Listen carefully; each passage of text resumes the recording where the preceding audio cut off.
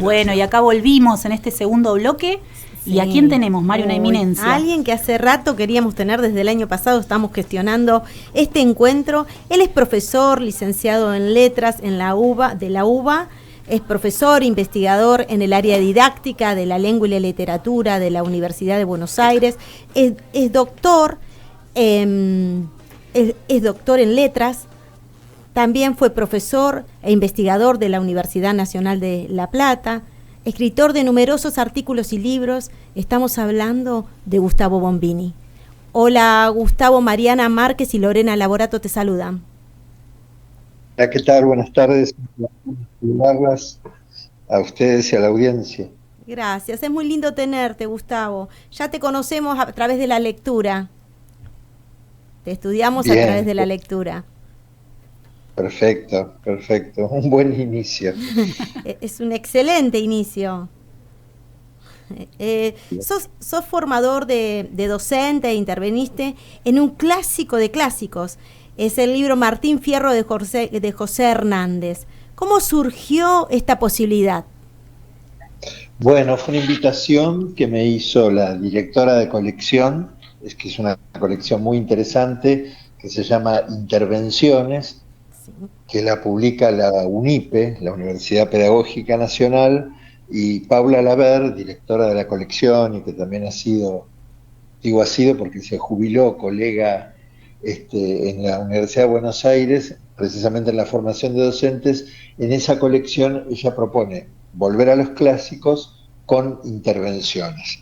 Las intervenciones son otros textos de la cultura, ¿sí?, que pueden entrar en diálogo con esas lecturas de los clásicos y actividades de salida, digamos, que buscan ser no actividades convencionales en el sentido de actividades escolarizadas, sino otras formas, digamos, de conectarse con la lectura, con lo que nos provocan estos textos que decimos de los clásicos, que siempre resisten e invitan a permanentes y nuevas lecturas a través del tiempo.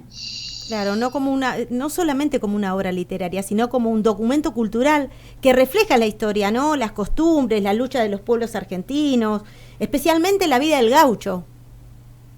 Claro, ahí nosotros tomamos la idea de rebeldía, ¿no?, que es una idea que en general se asocia más a la primera parte del Martín Fierro, a la ida más que a la vuelta, pero hay relecturas del Martín Fierro, que son relecturas desde la rebeldía. Por ejemplo, nos incluimos ahí un testimonio de Los Hijos de Fierro, que es la película clásica de la década de los 70, y entonces, bueno, cómo ahí desde ese momento particular de la historia política del país, de la historia del peronismo, Los Hijos de Fierro vuelven, digamos, a través de la película de Pino Solanas, y ahí hay un testimonio de Pino Solanas muy contando la época. También existe la revista Martín Fierro, que era la revista vanguardista, donde estaba Borges, pero en paralelo existía un poco antes la revista Martín Fierro de los anarquistas, y cómo los grupos anarquistas recuperaban el Martín Fierro, es decir, una historia de apropiaciones, Sí, donde de política. y claro, y donde el texto operaba como un movilizador, digamos, de rebeldías o modos críticos de relacionarse con la realidad, etcétera. Algo que está en la base del Martín Fierro, insisto, sobre todo en la ida, ¿no? Entonces, bueno, esto invita a una relectura del clásico, mirado ya desde una perspectiva más asumiendo, digamos, historicidad. Claro, más dinámica, menos rígida. Claro, porque tenemos lecturas escolares clásicas, ¿no? Pero es interesante, porque yo en la presentación planteaba que no tenemos, por ejemplo, una historia de las ediciones del Martín Fierro, donde, por ejemplo, las ilustraciones en distintos periodos podrían ser también modos del clásico Martín Fierro de cuero, digamos, para atesorar en el hogar, hasta un Martín Fierro, digamos, de uso más cercano, menos no pensado como un monumento, sino como un texto que está a mano, y como fue pensado en sus inicios, ¿no? Cuando decimos esto de que el Martín Fierro se vendía en la campaña, de que el Martín Fierro se vendía en los boliches de campo junto con un kilo de yerba y todo eso, ¿no? Hay estudios sobre esa cuestión, incluso hay un Martín Fierro creo que es de Editorial Atlántida, un Martín Fierro antiguo, que cuenta precisamente, es un Martín Fierro que no está completo, sino que va glosando, va contando, lo que no aparece lo va contando, y cuenta precisamente esto de los peones del campo, etcétera, que no necesariamente sabían leer, sino que tenían el libro en la casa para cuando llegara alguien que supiera leer y poder hacer una lectura compartida, ¿no? Hay algo muy potente, por supuesto, en el Martín Fierro, que es su relación con la oralidad, ¿no? Es oralidad. Entonces, ¿todos sabían leer? No, es como cuando uno tiene en su casa un piano que heredó de alguien y no sabe tocar el piano, pero está esperando que venga un visitante músico y lo ejecute. Bueno, con el Martín Fierro, en ese momento, que es el momento de las campañas de alfabetización de Sarmiento, que van dando resultados, pero puede haber esta idea de la lectura del analfabeto, digamos. Sí, Del que no sabe leer, se hace leer en voz alta. Es algo muy potente desde el punto de vista de la cultura popular, ¿no? Sí, y vos sabés que hay una película de dibujos animados que yo se las pasé por CD en su momento a mis alumnos de primaria, que cuenta la historia de Martín Fierro, inspirada en los dibujos de Fontana Rosa. Claro. Y ahí se muestra claramente a Martín Fierro como analfabeto, cuando firma con una cruz, por ejemplo, en el momento que lo convocan para ir a la frontera, digamos, y también la aparición del lunfardo, ¿no? Como un modismo, digamos, para muchos, que para los chicos fue como raro, ¿no? Y después, bueno, trabajamos el lunfardo, trabajamos todo ese tipo de dialecto, así que bueno, estaba muy bueno para trabajar muchas cosas. Trabajar la identidad, nuestra cultura, ¿no? Lo emocional, el vínculo con los símbolos, debatir, analizar tal en el aula. Sí, a mí me parece que el texto, digo, más allá de que la nacionalidad es algo que se puede ir redefiniendo históricamente, digo, no es lo mismo en el momento que se consagró el Martín Fierro como el texto nacional a cómo lo podemos pensar ahora, pero en un posteo que yo hice el día de la presentación, que anda la presentación por ahí dando vueltas en YouTube. La vimos, te espiamos por todos lados, Gustavo.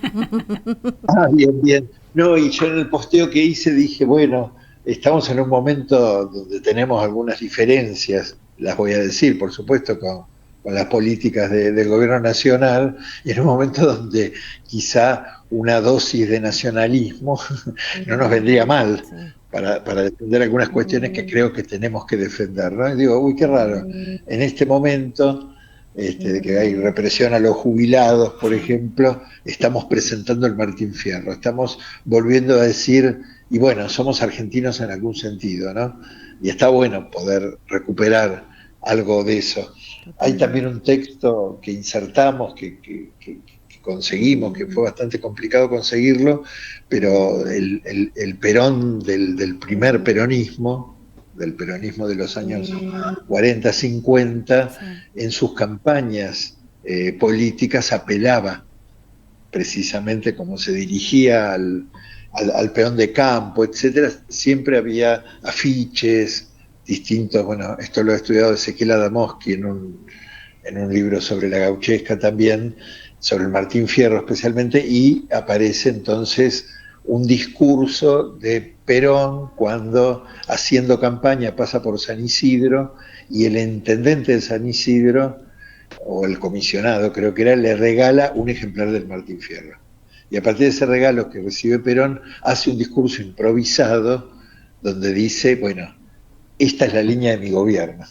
Claro. La enseñanza del gaucho, dice, porque hemos leído extranjeros. Y lo que tenemos que hacer es leer a nuestro Martín Fierro, y en toda casa debería haber un Martín Fierro. Bueno, se explaya Perón, que era muy imaginativo, pero aparece fuertemente este tema de la figura del gaucho asociada a lo nacional, que sabemos que es algo parcial en todo caso, ¿no? Pues lo nacional es mucho más diverso, ¿no? Si vamos a recorrer todo el país. Pero bueno, quedó cristalizado y está bueno, y bueno, la escuela es un lugar importante respecto de esa reproducción buena, vamos a decir, de ciertos legados, digamos, de nuestra cultura, etcétera, y de nuestra historia, que tienen que estar ahí en el ámbito de la escuela. Justo leía, porque en la presentación un colega de la Universidad de Mar del Plata, que es profesor de secundaria, hizo una intervención y él recordó que en la provincia de Buenos Aires, en el currículum para la secundaria, aparecen unos textos que denominan irrenunciables, ¿no? Que no, sería como una idea de lectura obligatoria, pero más suave. Y en los irrenunciables está el Martín Fierro. Quiero decir, en la política del currículum de hoy de la provincia de Buenos Aires se reafirma la presencia del Martín Fierro, Mirá. lo cual es también interesante, ¿no? Sí. Te apasionó, ¿no? Sí, en realidad fue como intervenido por Bombini. Fue como una cosa muy emotiva. El Martín Fierro intervenido por Bombini, ¡epa!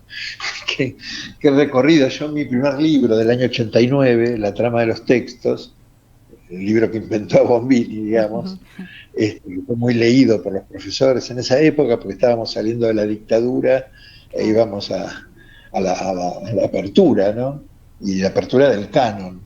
Y yo ahí ponía la lectura de la Refalosa, ¿no? Que es un texto que lo podemos asociar, también de la gauchesca, lo podemos asociar al Matadero.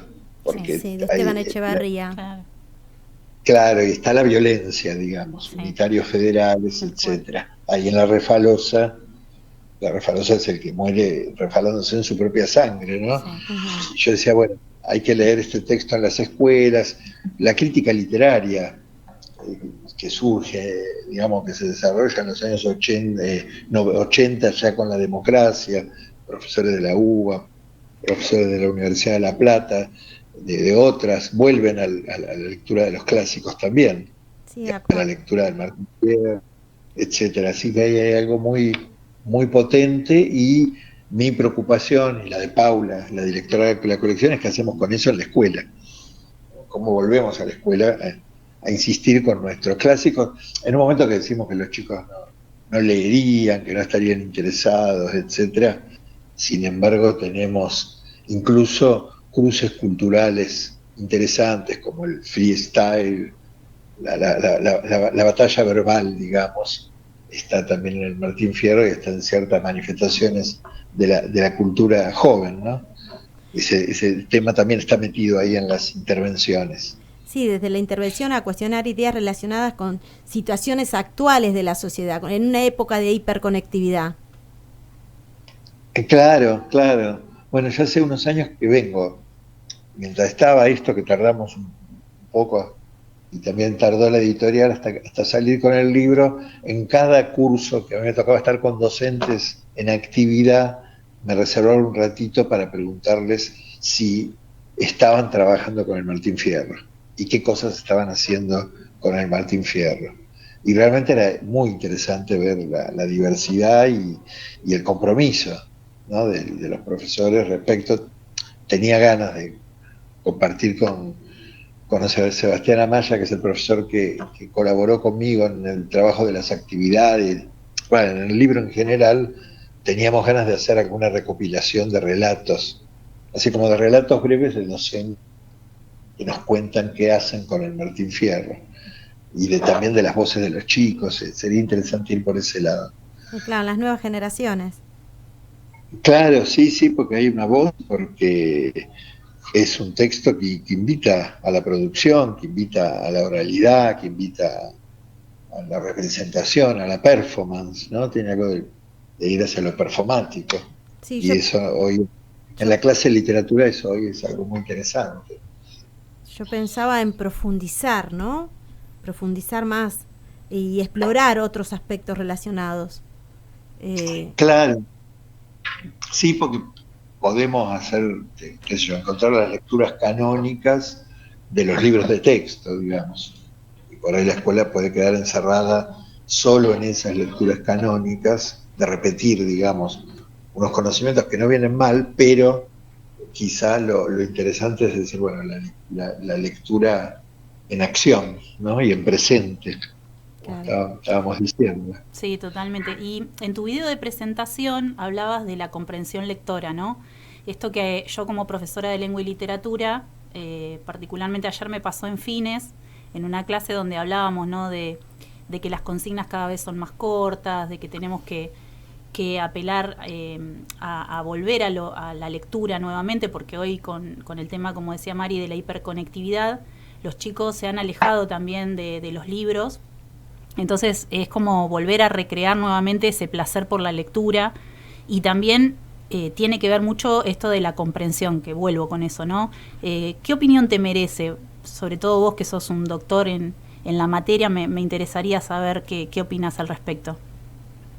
Sí, ahí hay un primer debate que hay que dar, que tiene que ver con el énfasis puesto en la comprensión y la comprensión asociada exclusivamente a la idea de evaluación. Uh-huh. Tengo que evaluar la comprensión y a la vez ya de entrada, vamos a decir, con un sesgo negativo. Sí. Es decir, los chicos no comprenden lo que leen. Tal cual. Si nosotros partimos de que los chicos no comprenden lo que leen, de que la prueba PISA dice que el 50% de los chicos no sé qué, etcétera, y tengo eso como horizonte de expectativa, no voy a llegar muy lejos, digamos. Claro. Voy a llegar nada más que a ratificar que eso es así, voy a llegar, ¿por qué?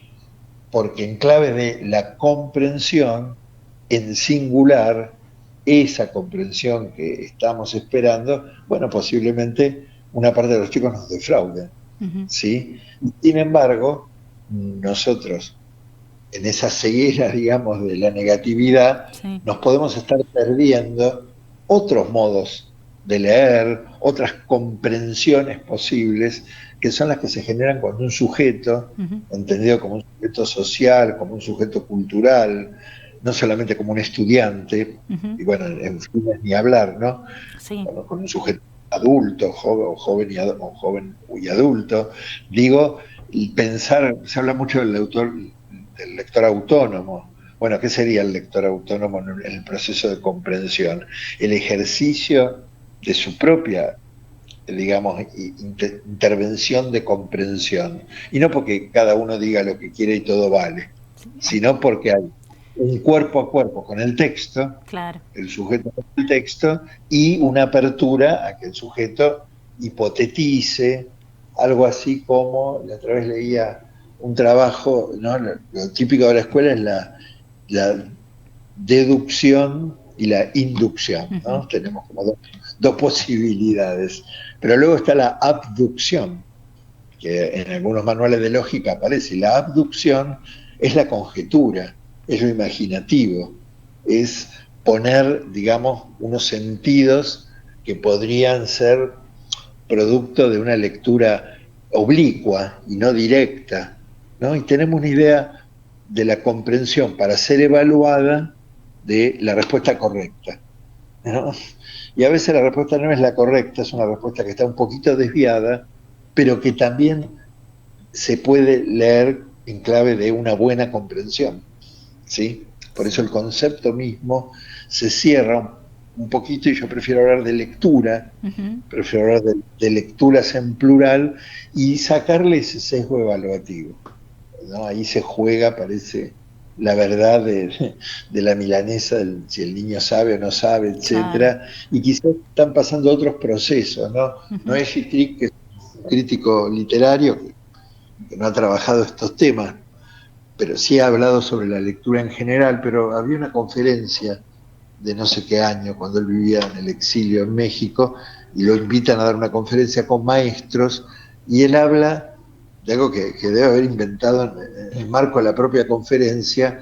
Él dice lectura, no me acuerdo si le llama inmediata, y comprensión inmediata y comprensión diferida, ¿no? Comprensión, dice, la escuela está más preocupada por la comprensión inmediata, que es la comprensión de la evaluación. Claro. O sea, leemos el texto, viene el cuestionario y el chico contesta el cuestionario. Y lo hace bien o lo hace mal, comprende o no comprende, ahí viene la sanción, digamos. Tal cual. La comprensión diferida tiene que ver con algo bastante real de los modos de leer de los lectores cuando decimos, me cayó la ficha, ¿no? Sí. En la tercera lectura me di cuenta. Cuando lo leí hace un mes no me había dado cuenta, lo vuelvo a leer y en la relectura diferida, entonces me cae la ficha. Hay una comprensión nueva, digamos. Nos pasa, todo el tiempo nos pasa eso. Contextos incluso que presentan dificultad. ¿Qué hace la escuela? En muchos casos corre de su canon los textos que presentan dificultad, se queda con textos que son supuestamente sencillos, incluso con la literatura hace eso, y pone en juego su afán por la comprensión inmediata. Y no tiene paciencia, digamos, porque incluso esa paciencia nos hablaría de diferentes tiempos de los lectores en singular, de los diferentes tiempos de los grupos de lectores, de los tipos de escuela donde trabajamos, de cómo se conforman las aulas. No, podemos tener 2 aulas en paralelo y vamos con la misma actividad, tercer año A y tercero B, y nos va de distinta manera con la misma propuesta, con la misma actividad. Y nos preguntamos cuál es mejor, cuál es peor. No, ninguna. En una sale bien y en otra sale mal, y bueno, donde sale mal quiere decir que había que pensar otra cosa, ¿no? Claro. Esa variedad tiene que estar permanentemente pensada en el maestro, en el profe, como desafío, ¿no? El desafío de la variedad, no el desafío de la homogeneidad. Tal cual. Y a veces las pruebas de comprensión y las concepciones de la comprensión lectora, a veces cognitivas, pero muy sesgadamente, ¿no? Como que habría un universal de la lectura que se jugaría ahí, y no. Nosotros hablamos, yo escribí por ahí, bueno, no me gustan las etiquetas, pero la lectura sociocultural, ¿no? La lectura como una práctica sociocultural. Y es el reconocimiento de contextos, de sujetos, de tradiciones, de culturas, de lenguas, ¿no? Podemos tener ahí en colegios secundarios de la zona de Ensenada, no sé, chicos que hablan toba, y que su lengua materna es el toba, y no el español. Bueno, ¿qué pasa ahí entonces en un aula, no? Eso es la lectura en plural, digamos. Totalmente, Gustavo. Bueno, y la verdad que es un placer escucharte y queremos volver a convocarte porque hay un montón más de cosas para preguntarte, pero viste, los tiempos de la radio son tiranos y ya no están corriendo para la publicidad, pero te agradecemos. Invitamos a leer la intervención del Martín Fierro de José Hernández, sí, intervenido por nada menos que por Gustavo Bombini. Sí, por favor. Así que los invitamos a todos los docentes y las docentes para que puedan acceder a esta obra hermosa de la mano de Gustavo. Es un libro que todavía no está en papel y que lo van a encontrar en las redes, está en PDF. Sí, decilo por favor, ¿en qué redes?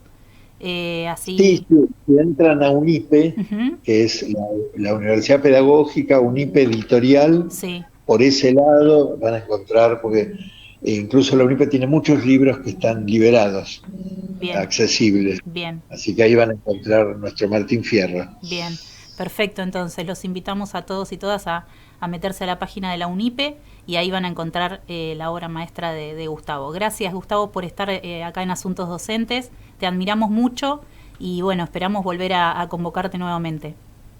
Gracias, un placer, encantado por esta invitación, esta conversación. Gracias. A vos. Gracias, Gustavo.